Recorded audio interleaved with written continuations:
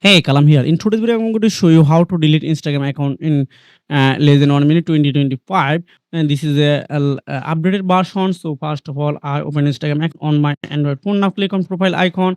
Again, I need to click on this three dot menu. Again, I need to click on account center and scroll down and personal details. Then account click on account ownership and control. Now click on deactivation or deletion. So this is a page. If you have a multiple account, you need to select which account you want to delete. So I have only one account in this mobile phone. Then again click on account delete account. Then click on continue. Why I delete this account? I must be need click on something okay something else. You can select any others as well.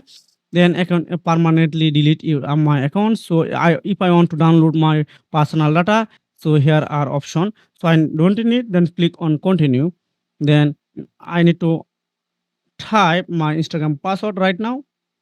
Then click on continue. Wow, this is the final step. When I click on delete account, my account will be deleted less than 1 minute from Instagram and all of Instagram server.